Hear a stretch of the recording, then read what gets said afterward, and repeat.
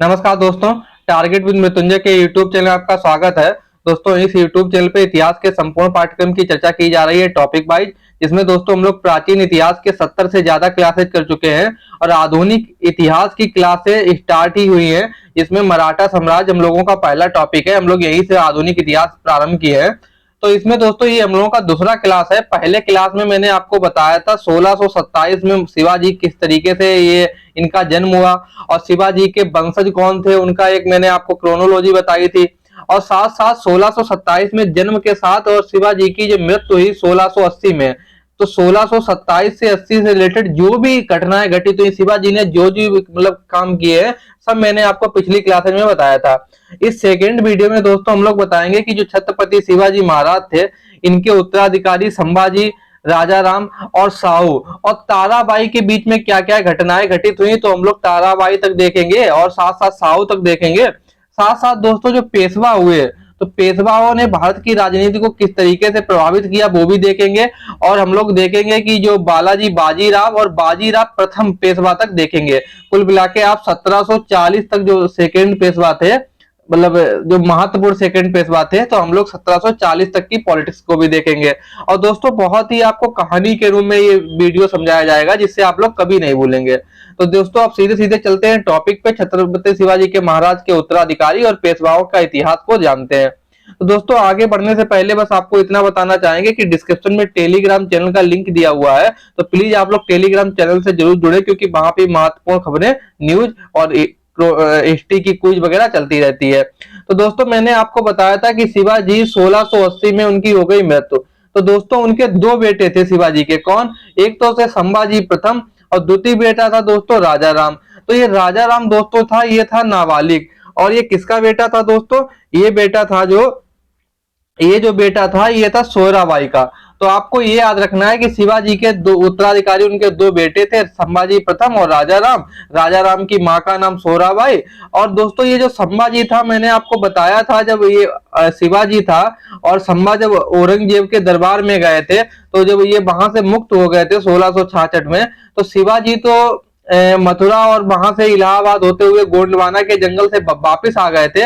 लेकिन ये संभा क्या कर रहा था, ये संभा दोस्तों मथुरा के यादवों के यहाँ रुक गया था। और इसका क्या किस्सा था, जयंतु निशा जोलिया निशा वाला, मैं आपको पिछले वीडियो में बताया था। तो ये दोस्तों ये संभा जब वहां नहीं आया बहुत दिन, तो शिवाजी ने क्या किया, इसे पनाला के किले में संभाजी को बंद कर दिया। तो दोस्तों जब शिवाजी 1680 में मृत्यु हो गई, तो ये संभाजी कहाँ था, पनाले के किले में बंद था। और किसने बंद किया था, शिवाजी ने। क्यों बंद किया था, मैं आपको पिछले वीडियो में बता चुका हूँ। तो दोस्तों इस किले का, ये पनाले के किले में शिवाजी ने संभाजी को बंद किया था। तो इस किले का संरक्षक था अमीर राव मोहिते। तो अमीर राव मोहिते ने क्या किया, इसे शिवाजी, ये संभा फर्स्ट को आजाद कर दिया। तो आजाद क्यों किया था वो भी घटना देख लीजिए। जब शिवाजी दोस्तों शिवाजी की मृत्यु हो गई 1680 में, तो ये सोयराबाई ने क्या किया, राजा राम को शिवाजी के मरने के बाद तुरंत राजा राम की क्या कर दी, ताजपोशी। कब की, 1680 में। लेकिन दोस्तों इन्होंने क्या किया, ये इनके एक महत्वपूर्ण अधिकारी थे, सेनापति भी कह सकते हैं, अमीर राव मोहिते, इन्हें बुलाया ही नहीं। तो ये क्या हुआ, अमीर राव मोहिते को जब सोयराबाई ने नहीं बुलाया, तो इन्होंने अपने आत्मसम्मान को ठेस समझी और इन्होंने क्या किया, अमीर राव मोहिते ने, क्योंकि ये पनाला के किले के संरक्षक थे, तो इन्होंने संभा को इस किले से आजाद कर दिया। जब आजाद हो गया तो संभा फर्स्ट आए और इनकी बीच में लड़ाई हुई, किनकी किनकी, सोयराबाई, राजा राम और संभा की। तो बाद में सोयराबाई ने लेकिन इन्हें एक्सेप्ट कर लिया और संभाजी बन गए राजा। तो आप इस तरीके से एक घटनाक्रम समझ गए होंगे कि किस तरीके से क्या यहाँ पे प्रोसेस हुआ। तो आप अब बन गए संभाजी प्रथम राजा। तो संभाजी प्रथम कब से राजा बने, तो दोस्तों ये लगभग 1680 या 81 से बने और 1689 तक रहे। तो आपको शिवाजी के उत्तराधिकारी कौन बना, संभाजी फर्स्ट। अब संभाजी फर्स्ट ने क्या क्या कार्य किए वो देखेंगे। तो इन्होंने दोस्तों, संभाजी प्रथम ने, इन्होंने नंबर एक तो यही काम किया कि जो इन्होंने जो पेशवा था, पेशवा नहीं, ये यहाँ पे सलाहकार होगा। तो इन्होंने अपना, जो संभाजी फर्स्ट थे, इन्होंने अपना सलाहकार, उज्जैन के ब्राह्मण थे कवि कलश, इन्हें दोस्तों इन्होंने अपना बनाया सलाहकार। और संभाजी के कार्यकाल में ही दोस्तों क्या हुआ, अष्ट प्रधान बहुत कमजोर हो गया। तो आपको ये भी याद रखना, तो आपको याद रखना कि इन्होंने अपना सलाहकार जो बनाया वो इन्होंने कवि कलश को बनाया। इन्होंने अपना पेशवा किसे बनाया था दोस्तों, ये अगर आपसे एग्जाम में कई बार पूछा जा चुका है, इन्होंने अपना नीलो पंथ को अपना पेशवा बनाया था, नीलो पंथ। तो संभाजी ने क्या किया, अपना पेशवा नीलो पंथ को बनाया। एक उज्जैन का ब्राह्मण था कवि कलश, इसे अपना सलाहकार बनाया। और दोस्तों फिर इसके बाद क्या हुआ, उसी संभाजी फर्स्ट के कार्यकाल में ही दुर्गादास राठौर का आपने नाम सुना होगा। ये क्या किया, इन्होंने शहजादे अकबर, ये अकबर का उसे औरंगजेब का पुत्र था, तो ये औरंगजेब के पुत्र शहजादे अकबर को क्या किया, इन्होंने संभाजी के पास लेकर आए। क्यों लेकर आए, क्योंकि दोस्तों औरंगजेब अकबर के पीछे महाराष्ट्र आएगा और यहीं पर फंसकर रह जाएगा और राजपूत उत्तर में स्वतंत्र हो जाएंगे। ये कौन सोच रहा था, दुर्गादास राठौर। दुर्गादास राठौर इसलिए ये चाहता था कि शहजादे अकबर को लेके आए दक्षिण में, और दक्षिण में जब लेके आएगा तो औरंगजेब इसके पीछे पीछे आएगा, तो क्या होगा, औरंगजेब यहीं फंस के रह जाएगा। और रियलिटी में यही हुआ, लेकिन इस घटना में औरंगजेब नीचे नहीं आया। कब औरंगजेब साउथ में आया, मैं वो भी बताऊंगा। तो आपको इसमें याद रखना है कि संभाजी के पेशवा नीलोकंठ बने, उन्होंने उज्जैन के ब्राह्मण कवि कलश को सलाहकार बनाया, और ये 1680 से 1689 तक इनका कार्यकाल था। अब देखते हैं संभाजी का फिर बाद में क्या हुआ। तो दोस्तों ये जो कवि कलश थे, इन्होंने क्या किया, ये संभाजी के साथ उज्जैन में थे। उज्जैन में कहा दोस्तों, संगमेश्वर की पहाड़ियों में। यहाँ पे एक रग महल था, यहाँ पे पार्टी सार्टी चल रही थी, शराब कबाब संगीत की। लेकिन क्या हुआ, ये इन्हीं का आनंद दिलाने के लिए अपने संभाजी फर्स्ट को लेके आए थे। कौन, कवि कलश। कवि कलश ही लेके आए थे किसे, संभाजी फर्स्ट को। लेकिन दोस्तों जासूसों की सूचना पर औरंगजेब का सेनापति था मुकर्रब खां, उसने क्या किया, इन दोनों को गिरफ्तार कर लिया और पूना लाकर इनकी हत्या कर दी गई। तो आप लोग ये तो समझ गए। तो इनकी हत्या दोस्तों कब हुई, 21 मार्च 1689 को। तो संभाजी की हत्या हो गई। लेकिन दोस्तों बाद में क्या हुआ, संभाजी की एक विधवा थी येसुबाई। तो आप संभाजी की हत्या तो तक समझ गए हैं। और संभाजी के आपको कुछ ये आप हत्या तो समझ गए हैं, संभाजी से कुछ एग्जाम में प्रश्न पूछे जाते हैं। दोस्तों क्या प्रश्न पूछा जाता है, अगर प्रश्न पूछा जाए कि विश्व का प्रथम बाल साहित्यकार किसे माना जाता है, तो विश्व का प्रथम बाल साहित्यकार कौन है, संभाजी। और इन्हें दोस्तों इनकी उपाधि क्या है, केशव पंडित। अगर संभाजी अगर एग्जाम में पूछा जाए कि किस मराठा क्षत्रप को केशव पंडित कहा जाता था दोस्तों, तो इसका राइट आंसर होगा संभाजी। और साथ साथ दोस्तों संभाजी ने क्या किया, जब ये 14 वर्ष के थे, कौन, संभाजी, तो 14 वर्ष की उम्र में इन्होंने क्या लिखा, इन्होंने लिख डाली एक किताब, और किताब का नाम क्या था, बुद्ध भूषणम। तो आपको ये भी एग्जाम में पूछा जा सकता है, बुद्ध भूषणम। तो दोस्तों ये कैसी किताब थी, ये बुद्ध भूषणम दोस्तों संस्कृत की किताब थी। और दोस्तों इन्होंने हिंदी की भी कई किताबें लिखी। हिंदी में इन्होंने दोस्तों कौन कौन सी किताबें लिखी, तो आपको याद रखना है, संभाजी ने एक तो नायिका भेद लिखी, नायिका भेद। दूसरी किताब दोस्तों इन्होंने नख शिखा लिखी, नख शिखा। तो आपको ये भी इनकी किताब याद रखनी है। और दोस्तों इन्होंने तीसरी किताब 7 शतक लिखी। तो इसीलिए 7 शतक लिखी, तो इसीलिए इन्हें क्या कहा जाता है, संभाजी को प्रथम बाल साहित्यकार माना जाता है। और दोस्तों ये जो संभाजी थे, जिनका कार्यकाल जरूर 1680 से 89 तक रहा, लेकिन इन्होंने दोस्तों क्या, इन्हें मराठी का ज्ञान था, संस्कृत का ज्ञान था, हिंदी का ज्ञान था, फारसी भी बोल लेते थे, और कन्नड़ भाषा का इन्हें दोस्तों पहले बहुत अच्छा ज्ञान था। तो दोस्तों अब आप सेकेंड क्षत्रप की कहानी समझ गए, संभाजी। अब दोस्तों हम लोग चलते हैं कि संभाजी के क्या हुआ। तो संभाजी की दोस्तों बीवी का नाम था येसुबाई, और इनका एक पुत्र था साहू। तो आपको ये कंफर्म आप भूलेंगे नहीं, संभाजी की पत्नी और बीवी, बच्चा कौन था, तो पत्नी थी येसुबाई, उनका पुत्र था साहू। लेकिन दोस्तों अभी मैंने आपको पिछले स्लाइड में बताया कि जब वो राजा राम वाले प्रकरण में सोहराबाई किसे राजा राम को उन्होंने क्षत्रप घोषित करना चाहती थी, तो लेकिन इनकी पत्नी जो येसुबाई थी, इन्होंने इन्हें राजा राम को क्या मान लिया, छत्र बन मान लिया। और इन्होंने राजा राम को क्या किया, विशालगढ़ के किले में इनकी ताजपोशी कर दी, और इन्हें अपने पति का वारिस घोषित कर दिया। किसने, येसुबाई ने। और इन्होंने अपने पति का, ये जो संभाजी थे, इनका वारिस किसे घोषित किया, सोहराबाई के लड़का राजा राम। और येसुबाई ने खुद क्या किया, इन्होंने कहा कि मैं मराठा स्वतंत्रता संग्राम का नेतृत्व करूंगी, और इनका नेतृत्व इन्होंने किया भी। और दोस्तों इन्होंने नारा क्या दिया था, येसुबाई ने, इन्होंने नारा दिया कि मराठों की आजादी तक हम लड़ते रहेंगे। तो आप ये समझ गए कि संभाजी के उत्तराधिकारी बने राजा राम, और राजा राम किसके लड़के थे, सोहराबाई के। लेकिन दोस्तों ये येसुबाई और साहू ने मिलकर क्या किया, मराठा स्वतंत्रता संग्राम की तो घोषणा की, लेकिन इनके दोस्तों येसुबाई और साहू के अंगरक्षक थे पंडित सूर्याबल पिसाली ने, इन्होंने क्या किया, औरंगजेब से पैसे लेकर अपनी रानी को ही गिरफ्तार करा दिया। तो ये कितनी समझिए दुर्भाग्य की बात हुई यहाँ पे, जब इन्होंने अपनी रानी को गिरफ्तार करा दिया। तो इसके साथ ही मराठा राजधानी दोस्तों क्या हुआ, जब इन्होंने ये मतलब ये गिरफ्तार करा दिया, तो इसी के साथ मराठा राजधानी पर, जो मराठा की राजधानी क्या थी, रायगढ़, ये किसने बनाई थी, शिवाजी ने। इस पे भी दोस्तों मुगलों का अधिकार हो गया। और दोस्तों और क्या हुआ, जो येसुबाई और इनके पुत्र साहू प्रथम और इनकी पुत्री भी एक दोस्तों भवानी बाई थी, औरंगजेब ने अपने पुत्र आजम को सौंप दिया। आजम ने इन्हें क्या किया, आगरे के किले में भेज दिया। तो आप ये तो प्रोसेस समझ गए। तो आप अब हम लोग अगले तीसरे छत्रप कौन है, संभाजी के जो उत्तराधिकारी हुए राजा राम। और राजा राम का कार्यकाल दोस्तों कितना है, 1689 से 1700। तो हम लोग देखेंगे कि अब ये जो तीसरे छत्रप बनते हैं राजा राम, तो राजा राम ने क्या किया, तो आप ये तो यहाँ पे याद ही रखेंगे कि येसुबाई और साहू को पंडित जो सूर्याजी पिसाली थे, इन्होंने गिरफ्तार करा दिया, औरंगजेब ने इन्हें आगरा के किले में भेज दिया। तब जब दोस्तों ये इन्होंने देखा कि अंगरक्षक हम भी स्वतंत्र नहीं है, तो राजा राम इससे बहुत गए डर। तो राजा राम ने दोस्तों क्या किया, जब दोस्तों ये औरंगजेब इन दोनों को आजम को मतलब इनका जो औरंगजेब का बेटा था उसे सौंप दिया, येसुबाई और साहू को, और इन्होंने आजम ने आगरा के किले में इन्हें कैद कर दिया। तो इसका परिणाम क्या हुआ, राजा राम अपने ही लोगों पर अविश्वास कर बैठा और जिंजी के किले में जाकर बैठ गया। और ये जिंजी के किले में दोस्तों कब तक बैठा रहा, 1697 तक ये वहीं बैठा रहा। 7-8 साल बैठे रहने के बाद जब औरंगजेब का सेनापति था जुल्फिकार, इस किले को दोस्तों घेर कर बैठा रहा, इसी में ये राजा राम बैठे रहे। लेकिन 1697 में दोस्तों राजा राम ने क्या किया, ये जुगाड़ तुगाड़ करके वहां से जिंजी के किले से निकल के भागे और सतारा आए। सतारा में ही दोस्तों इन्होंने राजधानी बनाई। अगर एग्जाम में पूछा जाए कि सतारा को किसने राजधानी बनाई, तो इसका राइट आंसर होगा राजा राम।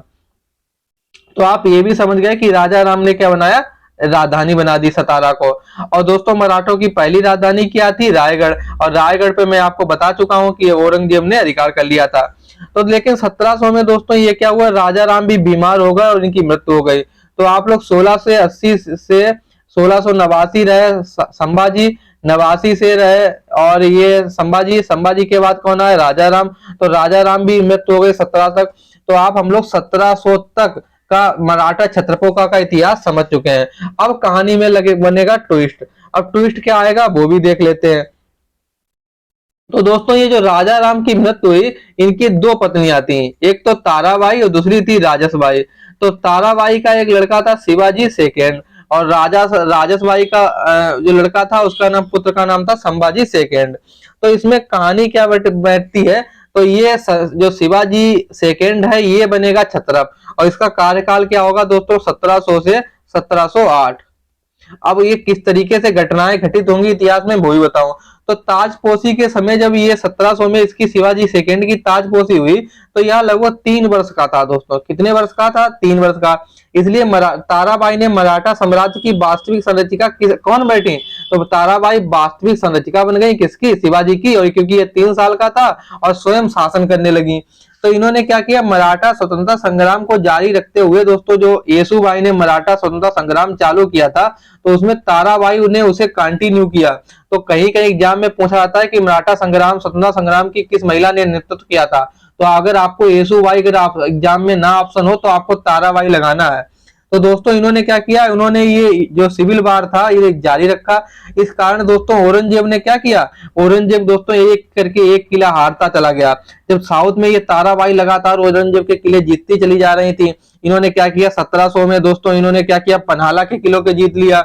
1702 में इन्होंने क्या किया, विशालगढ़ के किले को जीत लिया। 1703 में इन्होंने क्या किया, सिंहगढ़ के किलों पे अधिकार कर लिया। किसने, ताराबाई ने। तो जब ये लगातार किले जीतते चली जा रही थी, तो ऐसे में जो बादशाह औरंगजेब था वहां दोस्तों मजबूर हो गया, कहा, अहमदनगर लाने के लिए। लेकिन जब वो दोस्तों अहमदनगर आया, तो वो यहाँ क्या हो गया, अहमदनगर में ही दोस्तों बीमार हो गया, और औरंगजेब की मृत्यु हो गई कब, 3 मार्च 1707 को। तो 3 मार्च 1707 को औरंगजेब की मृत्यु हो गई। उसकी वसीयत के अनुसार औरंगाबाद के जिले में ही खुल्दाबाद में उसे दफन कर दिया गया। तो ये तो हो गई आप ताराबाई, और ये शिवाजी बन गया छत्रप। अब क्या होता है दोस्तों वो भी देख लेते हैं। उसके बाद शिवाजी सेकेंड तो छत्रप तो बन गए 1700 से 1707। लेकिन आपको ये वाला ये नहीं भूलना है कि ये जो ये राजसबाई थी, इनका जो पुत्र था संभाजी सेकेंड, ये भी अपने आप को छत्रप मानता रहा और इसने कहाँ शासन किया? राजसभाई के पुत्र जो संभाजी सेकंड था, ये कोल्हापुर से छत्रप मानता रहा कि मैं भी छत्रप हूँ, और इसने कोल्हापुर में काफी समय तक ये शासन करता रहा। मैं आपको आगे डिटेल से बताऊंगा इसे कैसे, इसको कैसे शांत किया गया।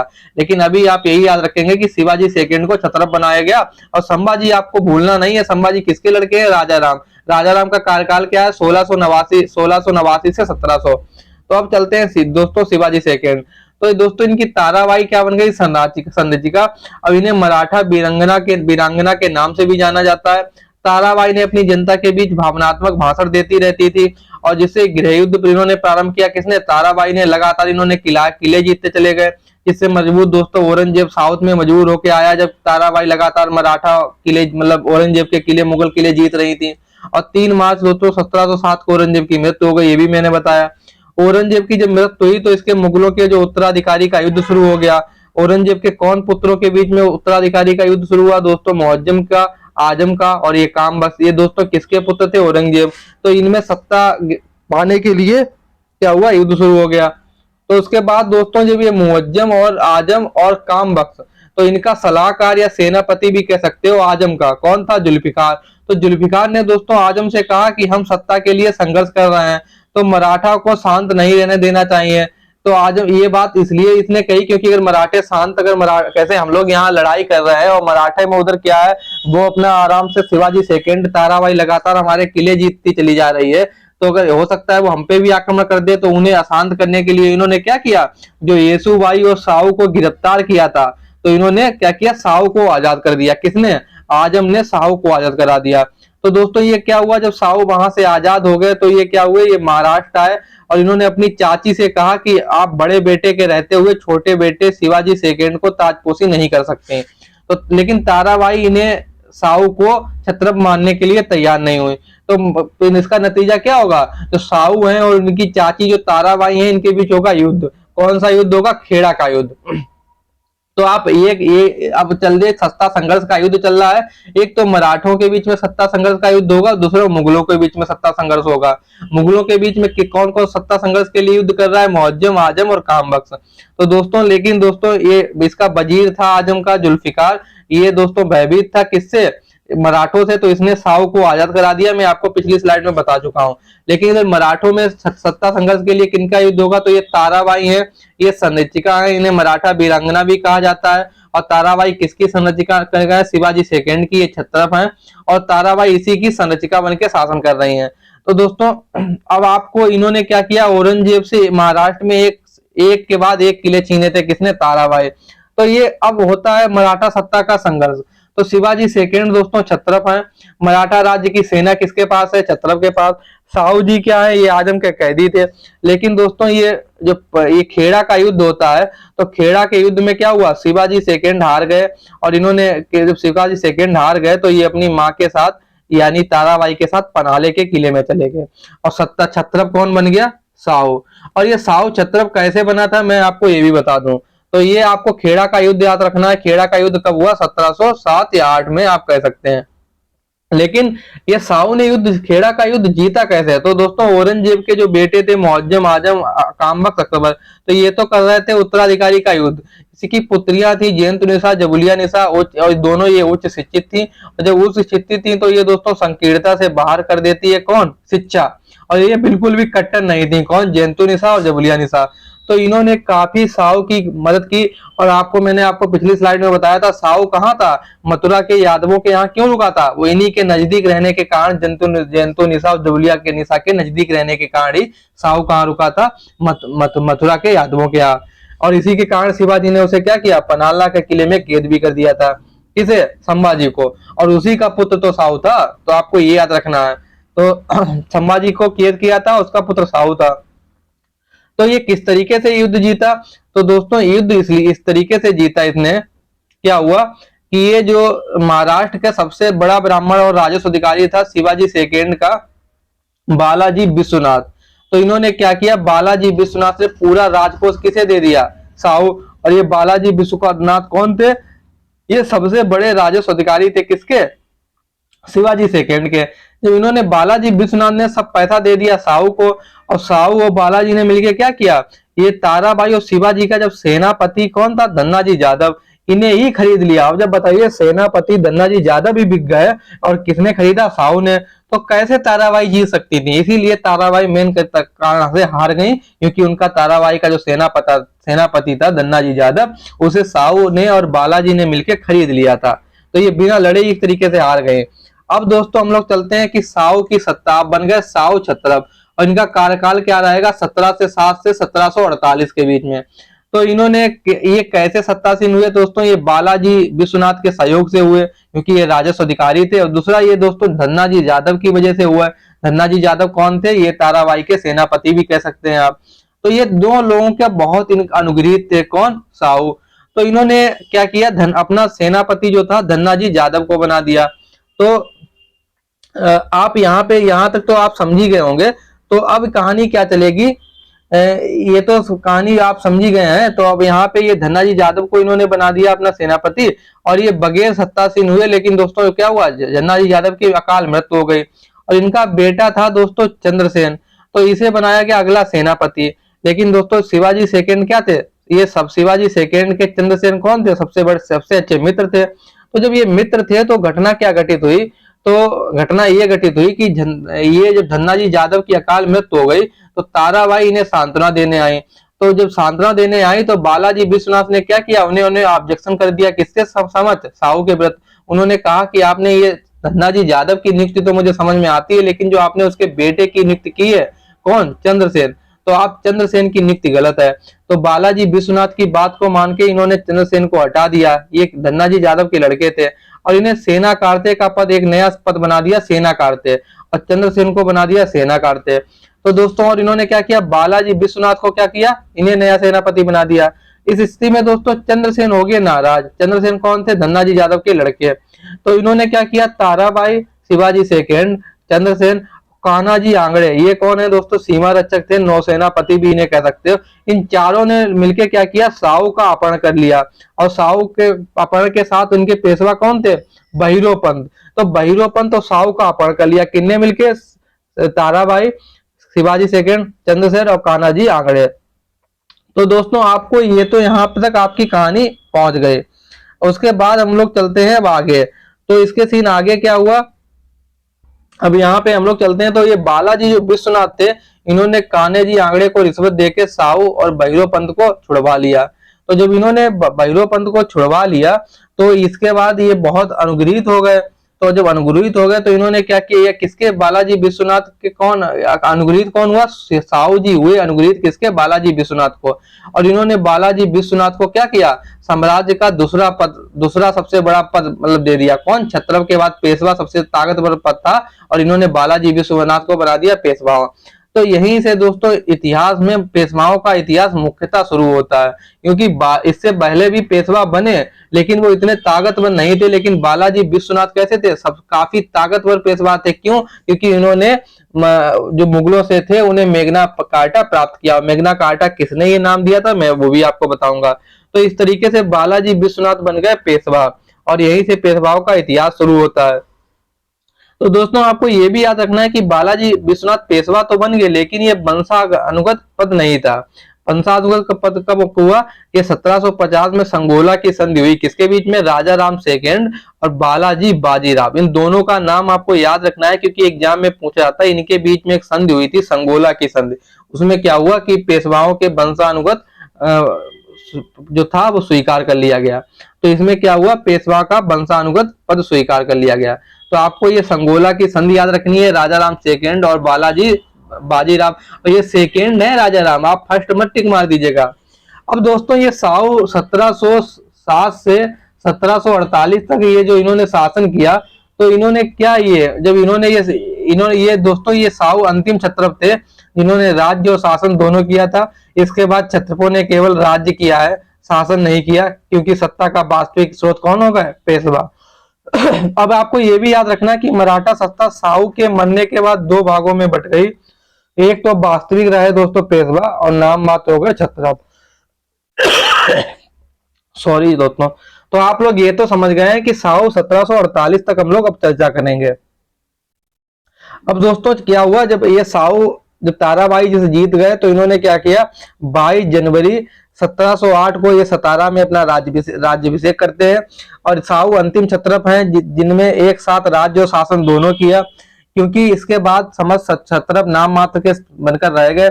वास्तविक सत्ता दोस्तों पेशवाओं में निहित हो गई। मैं आपको ये भी बता चुका हूँ। साहू के काल में मराठा सत्ता के 2 केंद्र हो गए दोस्तों। एक मैंने आपको बताया था कोल्हापुर वाला कांड, तो आपको ये भी याद रखना है। तो साहू के काल में मराठा सत्ता के 2 केंद्र हो गए। एक दोस्तों सतारा, और सतारा को राजधानी किसने बताई थी, राजा राम, ये भी मैं आपको बता चुका हूँ। और दूसरा इनका केंद्र हो गया कोल्हापुर।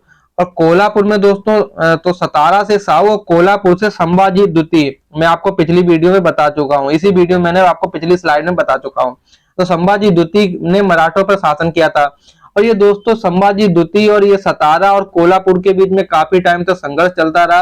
और इन दोनों संघर्ष कैसे खत्म हुआ, 1731 में जब बाजीराव पेशवा बन के आया। 1631 में जब 1731 में दोस्तों 1731 में जब बाजीराव पेशवा बन के आया तो इसने बन्ना की संधि की थी, किससे, ये यहाँ पे कोल्हापुर के क्षत्रप से।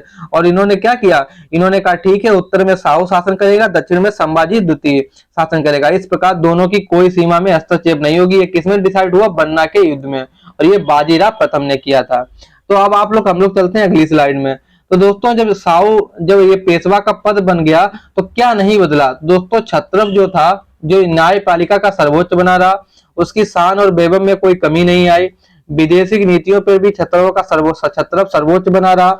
यही कारण था दोस्तों 1818 में जब अंतिम पेशवा बाजीराव सेकेंड था, उसको हटाया गया तो महाराष्ट्र की सत्ता किसे दी गई, छत्रपों को दी गई। और कौन थे, रंगोजी तिप्सोजी बापू क्या बनाए गए, छत्रप प्रताप सिंह के वो बना दिए गए प्रधानमंत्री। तो ये अंतिम एक तरीके का आप कह सकते हैं छत्रप। और रंगोजी तिप्सोजी बापू को एकमात्र दोस्तों मराठी हैं जिन्हें 1857 की क्रांति का विद्रोह पश्चिम से नेतृत्व इन्होंने किया था। किसने, रंगोजी तिप्सोजी बापू। तो आपको ये भी याद रखना है। अब दोस्तों हम लोग चलते हैं कि पेशवा बालाजी विश्वनाथ, और ये दोस्तों हम बहुत कॉन्सेप्चुअल तरीके से आपको बताएंगे। तो बालाजी विश्वनाथ क्या है, एक तो दोस्तों ये कोकड़ के चित्प्रामर ब्राह्मण है। और इन्होंने कब तक पेशवा रहे, 1713 से 1720। और ये कोकड़ के दोस्तों चित्पावन ब्राह्मण है। इन्होंने अपनी जीवन की शुरुआत दोस्तों कैसे की थी, जो जिंजी अभियान किया था, कौन, शिवाजी ने, तो उसी के साथ इन्होंने सिद्धियों के यहाँ मतलब ये शिवाजी के साथ इन्होंने युद्ध किया था। बाद में दोस्तों धन्नाजी जादव की सेवा में आए, और उसके बाद धन्नाजी जादव के बारे में आपको बता चुका हूं। फिर ये मराठा साम्राज्य की सेवा के कारण इन्हें मराठा राज्य का द्वितीय संस्थापक भी कहा जाता है। तो दोस्तों प्रथम मराठा राज्य का संस्थापक किसे कहा जाता है, शिवाजी को। अगर एग्जाम में पूछा जाए कि द्वितीय मराठा राज्य का संस्थापक कौन है, तो दोस्तों बालाजी विश्वनाथ, आपका गलत नहीं होना चाहिए। और इन्होंने बालाजी विश्वनाथ ने क्या किया, इन्होंने साहू और ताराबाई के बीच जो संघर्ष हुआ था, तो बालाजी विश्वनाथ ने ही ताराबाई के सेनापति जो थे धन्नाजी जादव को साहू की ओर मिला लिया था। और दूसरी बात ये भी आपको याद रखनी कि धन्नाजी जादव के सहयोग के कारण साहू ने ताराबाई को पराजित करने में सफल रहा, और धन्नाजी जादव को सेनापति का पद दिया था। परंतु धन्नाजी जादव की असमय मृत्यु होने के कारण उसके पुत्र चंद्रसेन को सेनापति का पद दिया गया। अब मैं आपको ये भी बता चुका हूँ, साहू द्वारा चंद्रसेन को सेनापति के पद पर नियुक्त करने बड़ी भूल बताया किसने, ये जब चंद्रसेन सेनापति बना था तो बालाजी विश्वनाथ ने ही कहा ये गलत नियुक्ति है। और बाद में दोस्तों क्या हुआ, चंद्रसेन को सेना कार्ते का पद दे दिया गया। बाद में ये सब शिवाजी द्वितीय और ताराबाई और ये चंद्रसेन वगैरह मिलके क्या किया था, साहू का अपहरण कर लिया था, और उनके पेशवा का भी अपहरण कर लिया था। तो ये तो आपको मैं बता चुका हूं कि इन्होंने बालाजी विश्वनाथ ने क्या किया, साहू को उस अपहरण से आजाद कराया। और साहू के पेशवा जो थे कौन, बहिरो पंत पिंगले, उन्हें भी आजाद कराया था। तो इस तरीके से बालाजी विश्वनाथ को क्या हुआ, इन्हें बहुत ज्यादा इनका अनुग्रहित था कौन, साहू। तो इस पद पर रहते हुए इन्होंने क्या किया, इन्होंने बहुत ज्यादा कार्य किए, जिसे इन्हें मराठा राज्य का द्वितीय संस्थापक कहा जाता है। अब इन्होंने वो क्या किए, तो आपको याद रखना है कि ये पेशवा थे छठे, और इन्हें आधुनिक भारत में राष्ट्रवादी क्रांतिकारी घटनाओं इन्हीं की कोख से जन्मी। किनकी, चित्पावर ब्राह्मण। कैसे, क्योंकि इन्होंने क्या किया, ये चापेकर बंधु कौन थे, ये भी चित्पावर ब्राह्मण थे। तो आपको याद रखना इस देश में पहली क्रांतिकारी घटनाएं कहां से घटित हुई, चित्पावर ब्राह्मण। तो आपको इनके बालाजी विश्वनाथ के बारे में बस इतना याद रखना है, चित्पावर ब्राह्मण थे, छठे पेशवा थे। अब हम लोग चर्चा करेंगे कि ये बालाजी विश्वनाथ जो 1713 से 1720 के बीच में इन्होंने क्या क्या काम किए। तो चलते हैं वो। तो इस प्रकार यह देश के पहले क्रांतिकारी घटना चापेकर बंधु थे, ये तो मैं आपको बता चुका हूँ। इनका दोस्तों ये जो बालाजी पेशवा बालाजी बाजीराव थे, इन्होंने एक मेघना कार्टा प्राप्त किया। तो ये पहले फर्रुखसियर से प्राप्त करना चाहते थे, लेकिन फर्रुखसियर ने इन्हें दिया नहीं। तो इसके बाद में इनकी फर्रुखसियर की हत्या कर दी गई। और इस पे साइन किसने किए? मोहम्मद साहब रंगीले ने। तो रंगीले ने इस पे साइन किए। तो दोस्तों एक रिचर्ड टेम्पल थे, तो रिचर्ड टेम्पल ने दोस्तों क्या कहा, ये मराठों का मेघना कार्टा है। और मेघना कार्टा का हिंदी में अर्थ क्या होता है? महान अधिकार। तो ये फर्रुखसियर ने इस मेघना कार्टे पे साइन नहीं किए थे। ये 1719 में किसने साइन किए थे? मोहम्मद साहब रंगीला। तो आपको ये भी याद रखना है। अब दोस्तों इसके बाद और इनका कोई महत्वपूर्ण कार्यकाल नहीं रहा। इसके बाद इनकी मृत्यु हो गई। जब इनकी मृत्यु हो गई तो अगला पेशवा बता बाजीराव, और इसका कार्यकाल रहा 17। अब दोस्तों हम लोग चर्चा करेंगे जो बाजीराव प्रथम पेशवा बने, ये द्वितीय महत्वपूर्ण पेशवा थे। और इन्होंने 1720 से 1740 तक इनका कार्यकाल रहा। इन्होंने बाजीराव ने क्या क्या कार्य किए वो हम लोग दोस्तों देखेंगे। तो दोस्तों बाजीराव फर्स्ट के बारे में जानते हैं कि एक लड़ाकू पेशवा के नाम से जाना जाता है। इन्होंने हिंदू पद पातशाही का सिद्धांत इन्होंने ही दिया था। और ये दोस्तों शिवाजी के बाद गोरिल्ला युद्ध करने वाले बाजीराव पेशवा क्या थे?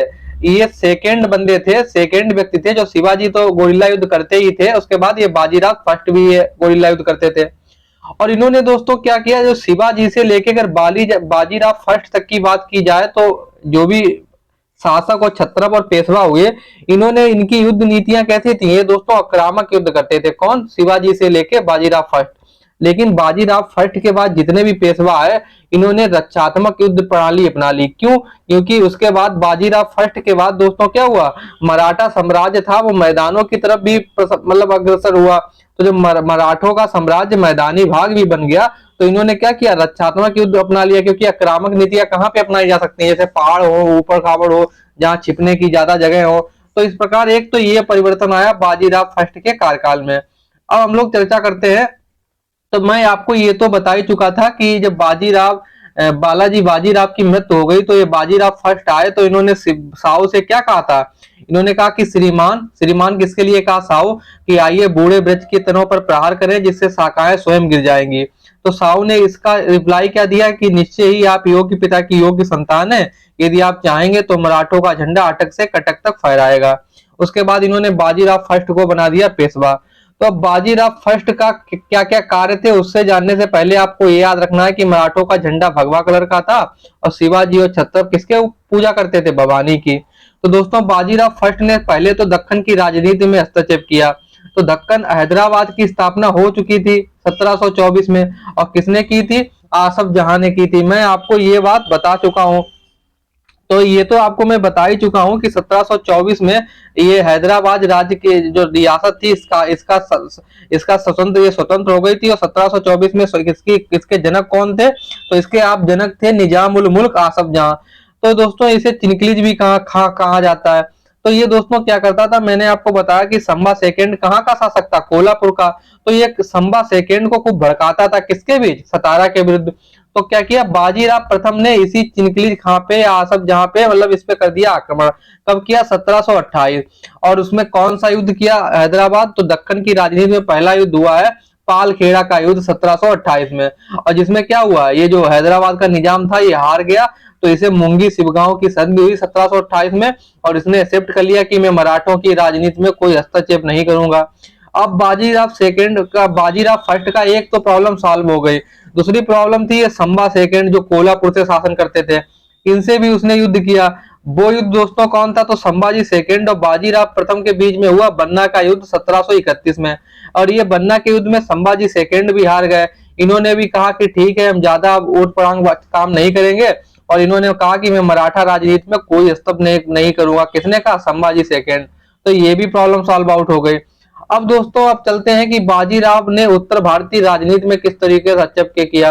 तो रुहेलखंड है और बुंदेलखंड है। तो बुंदेलखंड के राजा थे छत्रसाल, और ये रुहेलखंड के नवाब थे, और ये मोहम्मद साहब रंगीला के खास व्यक्ति थे। तो ये मोहम्मद खां बंगस, इन्हें मुगलों का भी समर्थन प्राप्त था। मुगलों में किसने? मोहम्मद शाह रंगीला जो बादशाह था। और उत्तर के मुसलमानों का भी इन्हें किसे सहयोग प्राप्त था? मोहम्मद खां बंगस को। तो ये छत्रसाल क्या करते थे, ये पहले तो मुगलों के अधीन थे, ये स्वतंत्र होना चाहते थे। इसीलिए मोहम्मद साहब रंगीला ने मोहम्मद खां बंगस से कहा कि तुम इनकी स्वतंत्रता ये ज्यादा ही चाहते हैं, इन पे आक्रमण करो, इनके राज्य को लो हड़प। तो मोहम्मद खां बंगस ने आक्रमण किया, लेकिन छत्रसाल ने क्या किया, इसका बाजीराव शेख फर्स्ट ने इसका सहयोग कर दिया और ये मोहम्मद खां बंगस क्या हो गया, हार गए। तो जब ये बाजीराव फर्स्ट ने सहयोग किया और छत्रसाल जीत गए, तो इन्होंने क्या किया, इन्होंने सहयोग क्यों किया था, क्योंकि ये हिंदू पातशाही या हिंदू भावनाओं से ग्रसित होकर ये लड़ रहे थे। कौन, बाजीराव फर्स्ट।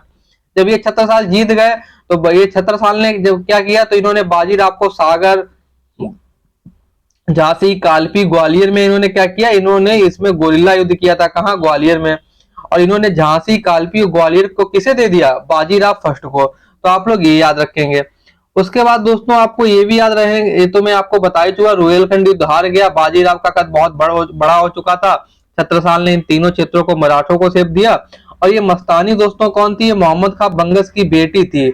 और कहीं कहीं ये भी लिखा मिलता है कि ये मोहम्मद खां जब युद्ध हुआ था उसी में ये पकड़ी गई थी, और बाद में ये बाजीराव फर्स्ट को सपुर्द कर दी गई थी, और ये नर्तकी थी। तो अलग अलग किताबों में अलग अलग कहानी मिलती है।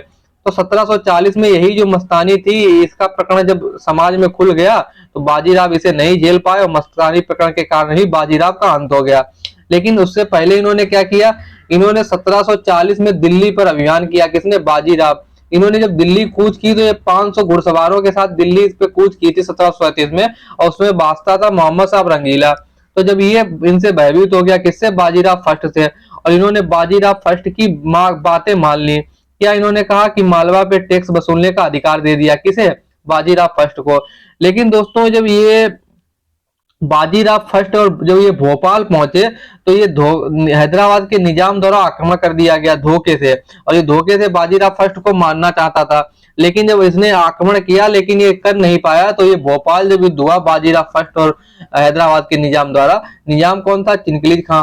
तो ये हुआ था भोपाल का युद्ध या दुरई सराय का युद्ध। इसका परिणाम क्या हुआ, हैदराबाद का निजाम हार गया, और 1737 में संधि हुई, दुरई सराय की संधि।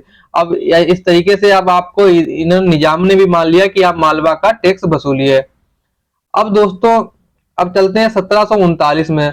तो 1739 में बेसिन विजय हुई, किसने, बाजीराव फर्स्ट ने की।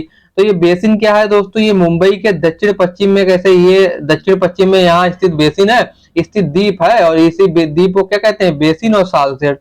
तो जब मैंने आपको हुमायूं के बारे में बताऊंगा, तो मैं आपको बताऊंगा कि 1734 में जब हुमायूं था, तो गुजरात का उस समय शासक था बहादुर शाह, और बहादुर शाह ये अफगान शासक था, और इससे पुर्तगालियों ने क्या किया था, इसने बेसिन का कब्जा कर लिया था। पुर्तगालियों ने किससे छीना था, बहादुर शाह से। तो 200 वर्ष बाद मराठों ने इस पर अधिकार कर लिया, और इस तरीके से 1740 में उसकी मृत्यु हो गई, किसकी, मस्तानी पकड़ खुलने का कारण बाजीराव फर्स्ट की। तो हम लोग कितना, 1740 तक पहुंच गए।